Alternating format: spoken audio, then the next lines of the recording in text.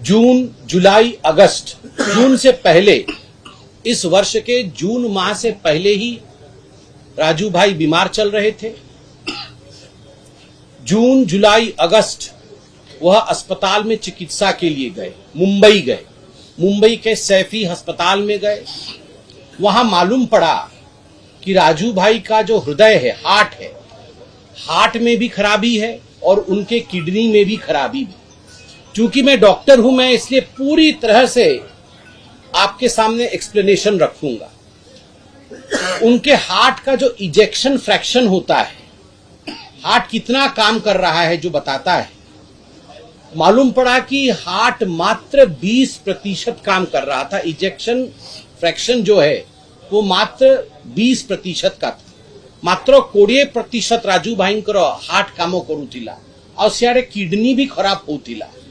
सेथिपाई प्रथमे बॉम्बे रे ए निर्णय निया हैला कि तांकु डायलिसिस रे किछि दिन रखिबा को पड़िबो, जोथिरे कि तांकर किडनी और तांकर जो ब्लड भितरे पॉइजन जहाँ को हमें क्रिएटिनिन इत्यादि कहू, यूरिया कहू, ए जो व्याप्त हो जाए ताकू ठीक करबा को हबो, डायलिसिस हबो।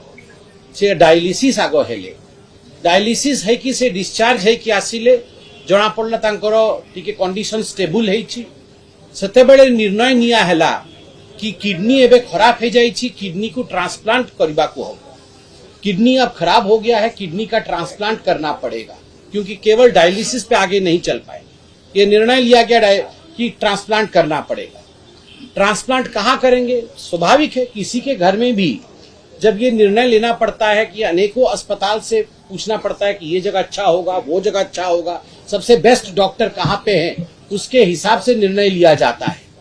सारे चिंतन करने के बाद जब किडनी ट्रांसप्लांट के लिए मुंबई के अस्पताल में गए तो मालूम पड़ा कि हार्ट की स्थिति इतनी खराब है कि पहले हार्ट ट्रांसप्लांटेशन करना पड़ेगा, पहले हार्ट को ठीक करना पड़ेगा, एक नया हार्ट ट्रांसप्लांट के माध्यम से लगाना पड़ेगा, जो वॉल्व इत्यादि होता है, ताकि हार्ट का काम ठीक हो सके, उसके बाद ही किडनी ट्रांसप्लांट हो। परिवार ने सबसे बातचीत करके जो आज मुझे मालूम पड़ा कि एमजीएम हॉस्पिटल चेन्नई के एमजीएम हॉस्पिटल में हार्ट की सर्जरी होगी, यह निर्णय लिया गया और राजू भाई ढोलकिया को चेन्नई लेके जाया गया। परिवार उनको चेन्नई लेके गया। चेन्नई में 10 हार्ट का परीक्षण किया गया जो डोनर्स थे, और जो 10वां हार्ट था वो जाके ऐसा लगा कि इस हार्ट का ट्रांसप्लांटेशन करने से हार्ट ट्रांसप्लांट सक्सेसफुल होगा, और हार्ट ट्रांसप्लांट हुआ भी। चेन्नई में हार्ट ट्रांसप्लांट हुआ, इजेक्शन फ्रैक्शन 60% हो गया। निर्णय लिया गया कि अगर 3 दिन तक हार्ट ठीक काम करता है और हार्ट फंक्शन करता है 60% पे, 3 जाके यदि हार्ट ठीक काम करिबो और 60% जा काम करिबो, ताहाले किडनी ट्रांसप्लांट भी 3 दिन भितरे कर दिया जिवो। और डोनर किडनी ट्रांसप्लांट पे किए रहिबो? तो मैडम आम सागर बसचंती, तांको धर्मपत्नी कल्पना जी भी टेस्टिंग करैले, किंतु कल्पना जी अनेक बिंदु था एचएलए टाइपिंग रे, किछि बिंदु मैच करला नहीं। किंतु जय ढोलकिया तांको सुपुत्र, तांकर जेतेबेले जांच हेला, सी आसिले जांच करैले, से बॉम्बे रे जांच करैथिले, चेन्नई रे जांच करैले। चेन्नई में उनका जांच हुआ, जब चेन्नई में जांच हुआ, एचएलए टाइपिंग वगैरह सब हुआ, तो जय ढोलकिया जी का किडनी मैच कर गया उनके पिताश्री राजू ढोलकिया जी के किडनी के साथ। निर्णय हुआ कि जय ढोलकिया जी किडनी देंगे और अपने पिताश्री राजू ढोलकिया जी को जीवन दान देंगे किडनी देकर। ये पूरा तय हो गया, मगर इच्छा कुछ और थी ईश्वर की। 3 दिन के अंदर ही जिस हार्ट को पूरी तरह से फंक्शनल होना था, वो हार्ट पूरा काम नहीं कर पाया और लंग्स में इंफेक्शन हो गया। लंग्स में इंफेक्शन होने के कारण धीरे धीरे वहां से इंफेक्शन पूरे बॉडी में स्प्रेड हो गया, जिसको अंग्रेजी में और मेडिकल टर्म में सेप्सिस कहते हैं। जाकू सेप्सिस हमें कहूं, वो सेप्सिस हुआ। सेप्सिस होने के कारण स्थिति ऐसी हो गई कि जय भाई चाहते हुए भी अब किडनी ट्रांसप्लांट नहीं हो सकता है, क्योंकि बॉडी अब किडनी नहीं ले सकता है, ग्रहण नहीं कर सकता है। एनेस्थीसिया नहीं दिया जा सकता है राजू भाई को। जब मालूम पड़ा कि अब एनेस्थीसिया देने से परिस्थिति बहुत खराब हो जाएगी, तो सारी प्रकार की चेष्टाएं की गई अस्पताल द्वारा कि किस प्रकार राजू भाई की रक्षा की जा सके। इस बीच परिवार हताश हो गया। स्वाभाविक है, किसी के भी माता पिता के साथ ऐसा होगा तो और वो भी 3 महीने, जून जुलाई अगस्त, परिवार हताश हो गया।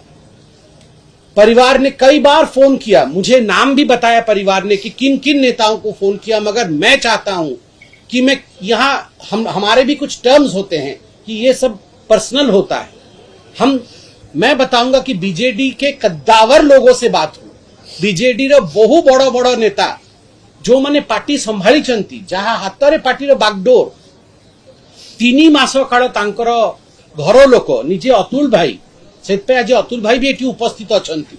अतुल भाई तांका संगे कथा हेले कि आमर बहुत असुविधा अछि, राजू भाई के पाखर सेते आर्थिक संबल भी नहीं, राजू भाई को देखिबा पे भी कई नेता आसी नाहंती बीजेडी रु।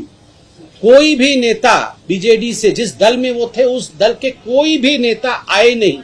और मुझे तो आज आश्चर्य लगा जब अतुल जी ने बताया और जब माता जी ने बताया कि किसी नेता ने फोन तक नहीं किया। कई नेता बीजेडी रो तांको फोन भी कर लेनी, फोन भी करके पचार लेनी कि आपण कहंतु आपण को परिस्थिति कोन, आमे किसी सहाय्य करि पारिबु कि काहा को पठेइबु। कई भी आसिले नहीं, कोई भी नहीं आया।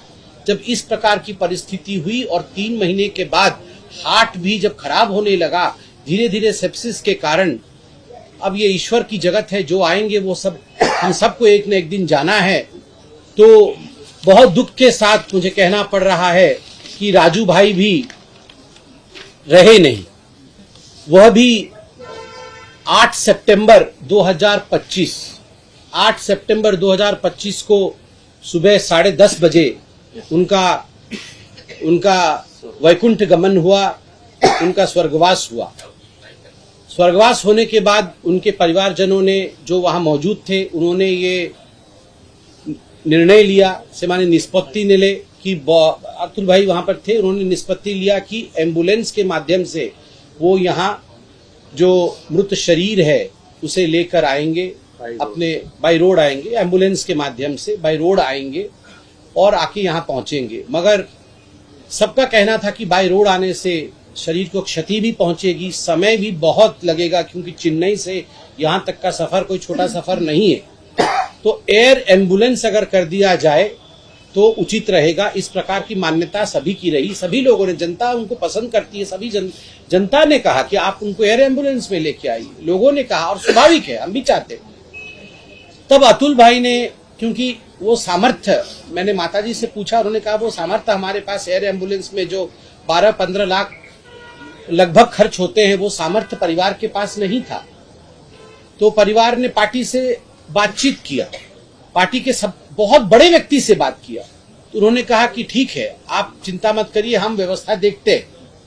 मगर कोई व्यवस्था जब उनसे नहीं हुआ, तब लोगों से, मैं कहूंगा चंदा इकट्ठा करके, लोगों से जो इनके पास था वो सब डाल करके एयर एम्बुलेंस खुद परिवार ने किया। और एयर एम्बुलेंस में स्वर्गत राजू भाई ढोलकिया जी के पार्थिव शरीर को, तांको मृत शरीर को नहीं कि सी नुआपड़ा आसिले, एठिके आसिले। एठी जेतेबेले आसिले, ताहा परे बीजेडी रो से बड़ नेता माने भी कहिले कि आपण चिंता करंतुनी, आमे रिएम्बर्स कर दो आपण को, से पैसा आपण पैसा खर्च करचंती, से पैसा आमे आपण को रिएम्बर्स कर देबु।